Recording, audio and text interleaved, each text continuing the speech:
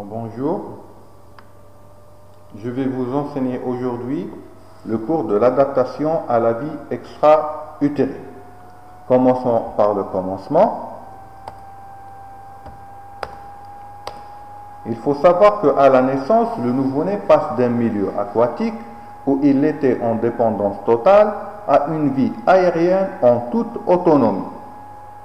Ce passage nécessite une adaptation au niveau des fonctions de la respiration, de la circulation, de la thermorégulation, ainsi la nutrition et les fonctions d'élimination.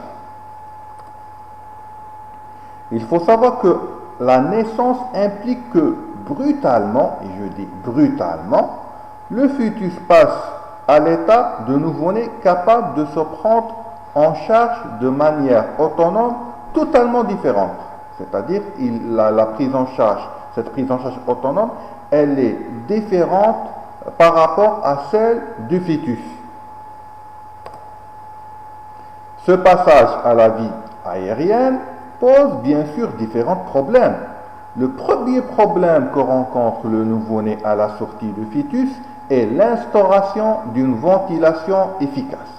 Je dis bien et je répète, l'instauration d'une ventilation efficace. Chez le nouveau-né, c'est la respiration qui prime. D'accord ? Puis vient l'adaptation du système circulatoire, ainsi que l'adaptation rénale et mise en place de la glucorégulation et l'autonomisation de la thermorégulation, et on va détailler ces items. Commençons par le commencement, l'adaptation respiratoire. Il faut savoir que le poumon fœtal est rempli par du liquide pulmonaire qui provient d'une sécrétion permanente active d'ion chlore et de sécrétion passive d'eau. C'est de la physiologie. Le poumon n'est perfusé que par une fraction minime de débit cardiaque. Le foramen ovale et le canal artériel permettent au débit sanguin d'éviter pour une grande part la circulation pulmonaire. Et voici le schéma. Regardez ici, le poumon est presque collabé et n'est perfusé que par une fraction minime de débit cardiaque. Et c'est le foramen ovale, le canal artériel qui permettent au sang d'éviter le poumon. D'accord ? Et tout vient bien sûr du cordon ombilical, c'est-à-dire le fœtus est sous dépendance de sa maman. Les mouvements respiratoires, il faut savoir que ces mouvements existent à partir de la fin du premier trimestre de la grossesse. Bien sûr, d'abord en continu, puis par intermittence. À la naissance, la respiration marque le passage brutal de la respiration intermittente à des mouvements respiratoires réguliers et efficaces par l'élévation de la pression partielle en oxygène dans le sang artériel. Les premiers mouvements respiratoires provoquent une inflation gazeuse alvéolaire pulmonaire et met en route la circulation pulmonaire fonctionnelle par effet mécanique d'abaissement rapide des résistances artérielles pulmonaires. Cette dernière est également favorisée par la production de deux vasodilatateurs, c'est l'oxyde d'azote et la prostacycline. Donc deux phénomènes, un phénomène mécanique, c'est les abaissements et l'inflation, l'abaissement de la pression et l'inflation gazeuse. Et le deuxième phénomène, c'est un phénomène qui est hormonal, c'est la production des deux vasodilatateurs, l'oxyde d'azote et la prostacycline. D'accord ? Voici, c'est-à-dire après la coupure du cordon ombilical, c'est-à-dire après la naissance, d'accord ? Il y a une inflation, les premiers mouvements respiratoires, il y aura une vasodilatation, d'accord ? Et fermeture, regardez ici, fermeture du canal artériel, fermeture du foramen ovale, d'accord? Hop, le poumon, il est oxygéné, donc il y a le débit change, maintenant le poumon est bien perfusé par une grande partie de débit cardiaque. La pression exercée sur le poumon lors des premiers cris varie entre moins 40 à plus 80 cm d'eau. D'accord? Regardez, moins 40 à plus 80 cm d'eau. La moyenne est 40 cm d'eau. C'est pour cela, pendant la réanimation du nouveau-né, il ne faut pas exercer une pression au-delà de ça pour ne pas créer un barotraumatisme. C'est-à-dire, lors de la ventilation au masque, il faut s'assurer que le masque ou le ballon ou le réanima, il est adapté pour le nouveau-né et il faut s'assurer que la pression ne dépasse pas cette moyenne pour ne pas créer un barotraumatisme. L'aération alvéolaire permet la création de la capacité résiduelle fonctionnelle, c'est-à-dire la CRF. Le surfactant. Le surfactant est important pour la respiration.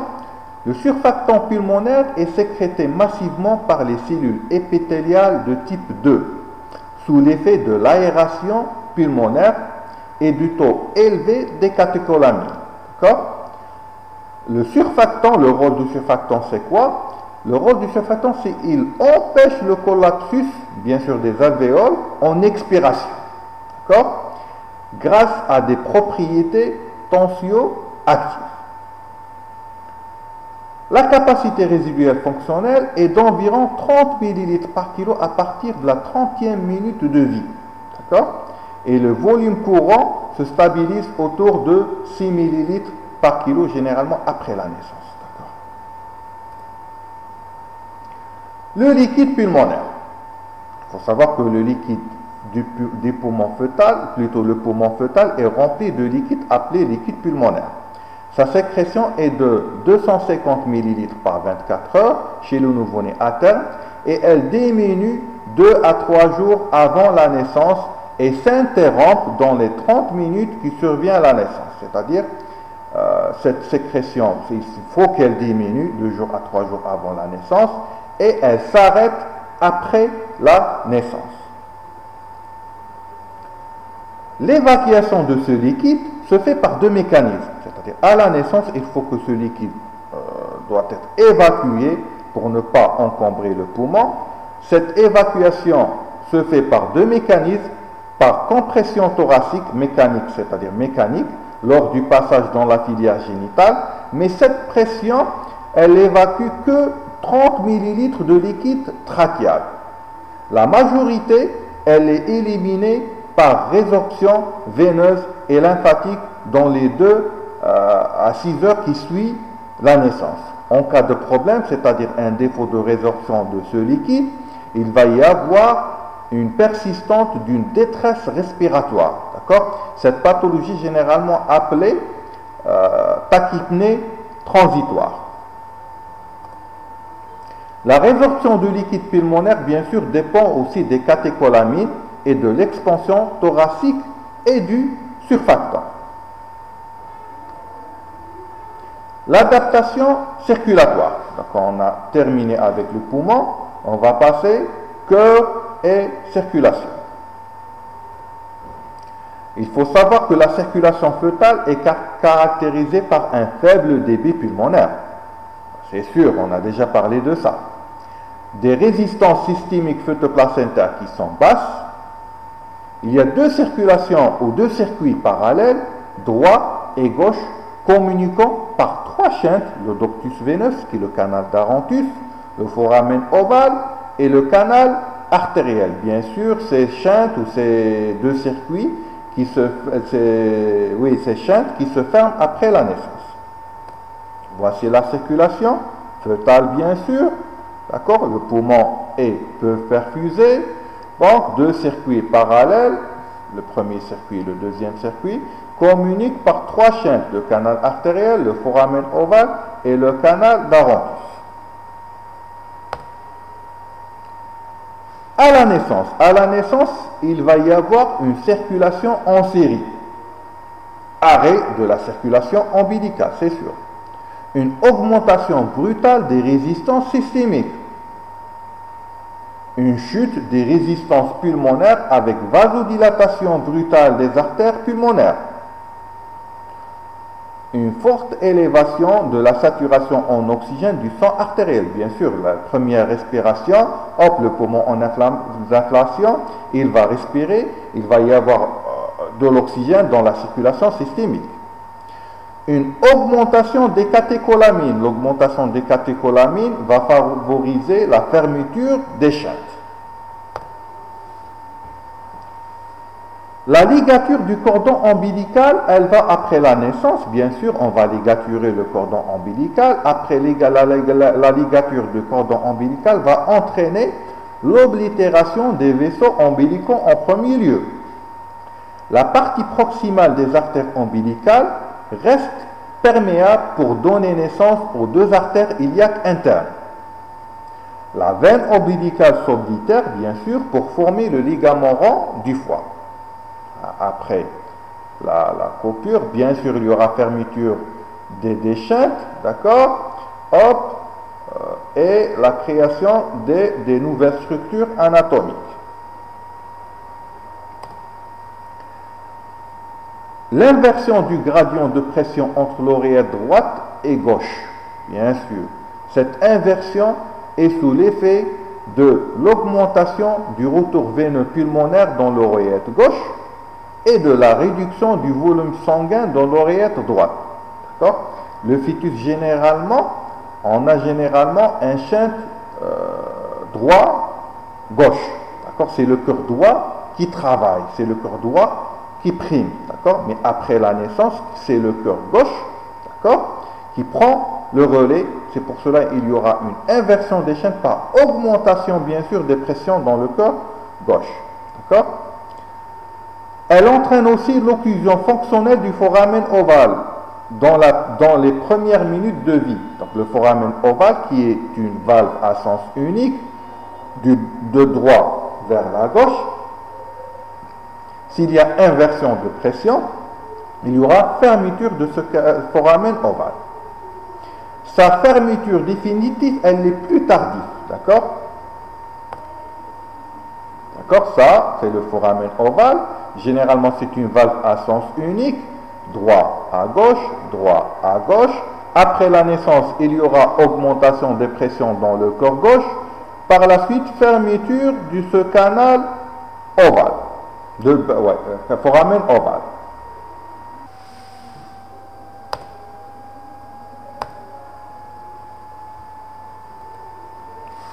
L'inversion du shunt droit-gauche de la période néonatale. Le shunt droit-gauche, bien sûr, de la période néonatale, à travers le canal artériel, devient le shunt gauche-droit.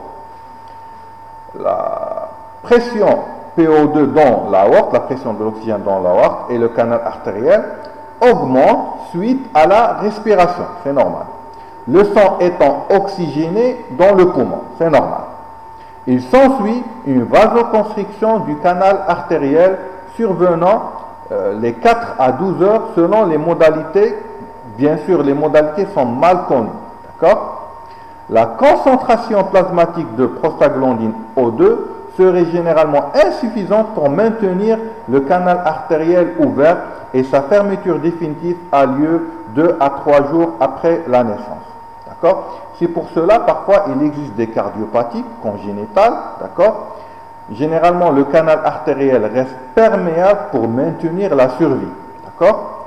Pour maintenir ce canal artériel perméable en attendant la chirurgie, on fait administrer au nouveau-né de la prostaglandine. D'accord?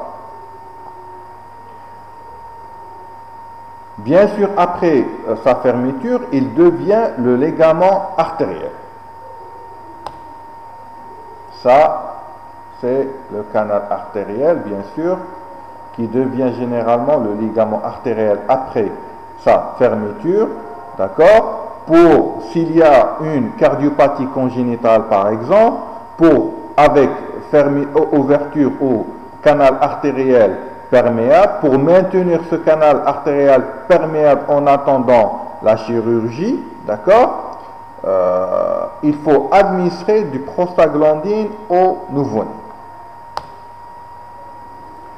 La diminution des résistances pulmonaires est importante et la circulation dans les capillaires s'établit grâce à des facteurs biochimiques et des facteurs anatomiques.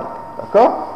Les facteurs biochimiques sont bien sûr l'augmentation de la pression en oxygène, la libération en grande quantité de l'azote dans les vaisseaux pulmonaires et libération du prostaglandine O2. Prostaglandine 2. Les facteurs anatomiques, c'est la diminution de l'épaisseur de la paroi vasculaire pulmonaire. D'accord? Donc, à la naissance, bien sûr, ça c'est le poumon. Avant la naissance, c'est le poumon qui ne sont pas bien perfusés, les chintes, d'accord? Et après la naissance, bien sûr, il y aura un poumon bien perfusé, fermeture des chintes. Passons à l'adaptation thermique. D'accord? On a terminé avec l'adaptation circulatoire, l'adaptation pulmonaire. On passe à l'adaptation thermique. Il faut savoir que in utero, en intra-utérine, le fœtus a une température en permanence supérieure de 0,3 à 0,8 degrés Celsius par rapport à celle de la mère. Si la maman a une température 37 degrés, le fœtus, il y aura par effet une température aux alentours de 37,3 à 37,8. Si la maman a une température de 39, le fœtus, il va avoir une température de 39,3 à 39,8. À la naissance, le nouveau-né doit lutter contre le refroidissement provoqué par les 4 mécanismes habituels de la thermolyse. Ces 4 mécanismes sont la convection, la conduction, l'évaporation et les radiations. D'accord? Il faut savoir que le nouveau-né débute bien sûr prend la température de l'environnement. D'accord? Et il perd de la température par les 4 mécanismes, la radiation, la conduction, la convection et l'évaporation. Le nouveau-né, généralement, pour qu'il maintienne une température correcte, d'accord, il réalise une thermogénèse sans frisson. Chez l'adulte, généralement, la thermogénèse, elle est avec frisson. Mais chez le nouveau-né, elle est sans frisson. D'accord? C'est le mécanisme principal de production de la chaleur par la graisse brune. Généralement, cette graisse brune, elle est mise en place au cours du 3e trimestre de la grossesse. D'accord? Bien sûr, autour du cou, la région interscapulaire, la région périrachidienne du thorax et de l'abdomen. D'accord? Le système de régulation n'est pas immature à la naissance. D'accord? Il n'est pas immature. D'accord? Les mécanismes peuvent être altérés par des drogues administrées à la maman, une asphyxie périnatale, une hémorragie intraventriculaire néonatale. Généralement, si on a une hémorragie intraventriculaire néonatale, le nouveau-né est en hypothermie. De plus, la perte de la chaleur par évaporation ne doit pas dépasser les limites de métabolisme basal. La limite inférieure de la zone de neutralité aussi. D'accord? La limite inférieure de la zone de neutralité thermique est de 32 degrés chez le nouveau-né à terme, c'est-à-dire à 32 degrés, le nouveau-né, il va réaliser, par exemple, il va investir ces mécanismes de la thermorégulation.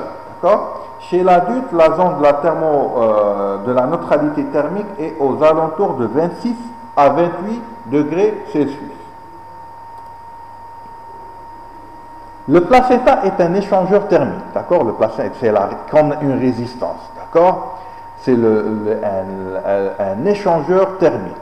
La thermolyse du nouveau-né est élevée, et elle est aux alentours de 0,25 Celsius par minute, c'est-à-dire un nouveau-né dans une neutralité thermique, c'est-à-dire un nouveau-né dans une ambiance à 30 degrés ou à 27 degrés, il va perdre de la température, surtout si l'été, dès l'été, d'accord? Il va perdre 0,25 par minute, c'est-à-dire il va perdre 0,5 degrés en 2 minutes, il va perdre 1 degré Celsius en 4 minutes, 2 degrés Celsius en 8 minutes, c'est-à-dire un nouveau-né, si on ne fait rien pour le nouveau-né, d'accord, Si sa température est de 34 degrés, après 8 minutes, elle va devenir 32 degrés. La thermogénèse nécessite une lourde dépense énergétique. Cette dépendance, bien sûr, des catécholamines, elle n'est que chimique et pas musculaire. C'est-à-dire la thermogénèse sans frisson. D'accord? Elle dépend du stock, bien sûr, glycogénique hépatique et graisse brune. L'adaptation physiologique au froid est insuffisante sans habillement et réchauffement. C'est pour cela un nouveau-né qui vient de naître, il faut le mettre sur une table chauffante et il faut l'habiller. On a terminé avec l'adaptation de la thermorégulation. On passe à l'adaptation rénale qui est généralement, bien sûr, pendant la vie fœtale, l'équilibre de milieu intérieur est assuré par le placenta, qui assure notamment les fonctions d'excrétion, c'est-à-dire le fœtus dépend de sa maman. L'urine formée in utero est dès la 5e semaine, mais c'est qu'un ultrafiltrat, ce n'est pas une urine concentrée. Après la naissance, la pression artérielle bien sûr augmente et la résistance vasculaire rénale diminue. Le débit sanguin dans l'artère rénale bien sûr augmente et la filtration glomérulaire commence, mais elle reste limitée, elle n'est pas mature à la naissance. Bien sûr, l'adaptation rénale se fait selon 3 processus. Le premier processus est l'augmentation progressive de la filtration glomérulaire, puis une réduction du volume extracellulaire accompagnée d'une phase dite diurétique, et une limitation des capacités de dilution et de concentration au niveau tubulaire.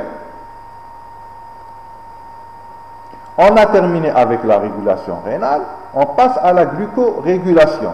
Il faut savoir que in utero, le carburant est le glucose ramené par la maman. D'accord? Après la naissance, c'est le glucogène. Le maintien de la glycémie est assuré par la glycogénolyse hépatique et par la lipolyse des graisses brunes qui doivent être rapidement relayées par l'alimentation. C'est pour cela qu'il faut alimenter le nouveau-né dans les 2 heures qui suivent la naissance, de préférence après 30 minutes pour éviter un état d'hypoglycémie. L'alimentation doit apporter du sucre sous forme de lactose et des acides gras. C'est pour cela que l'allaitement maternel est le mieux adapté.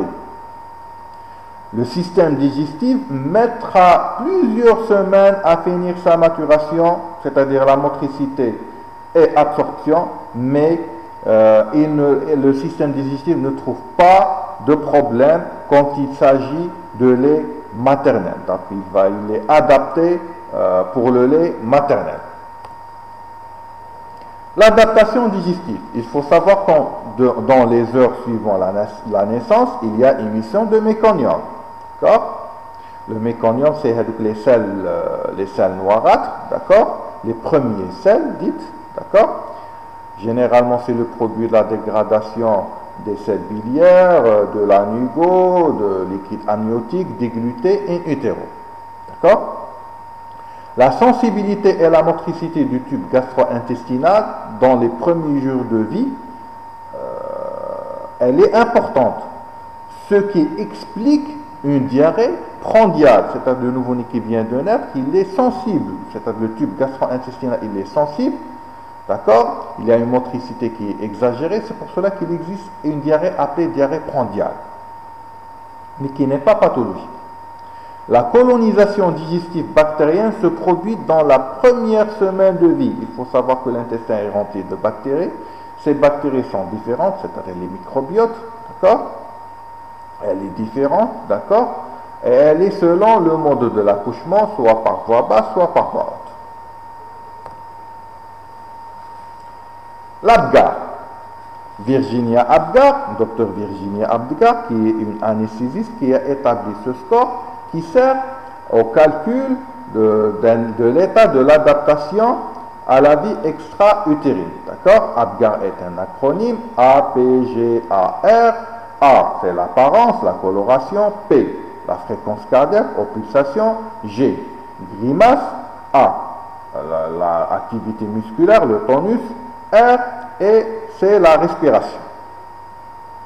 Ce score d'Apgar, d'accord, il est calculé sur 10, 10 sur 10, donc le nouveau-né va bien, 5 sur 10, hop, un état moyen d'adaptation, 0 à 3 sur 10, c'est un état de mort à part, d'accord. Ce score, généralement, il est calculé après la première minute de vie, à 5 minutes de vie et à 10 minutes de vie.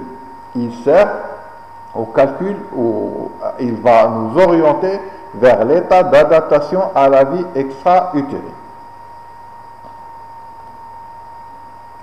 En conclusion, la naissance nécessite une adaptation au niveau des grandes fonctions, mais également neurosensorielles.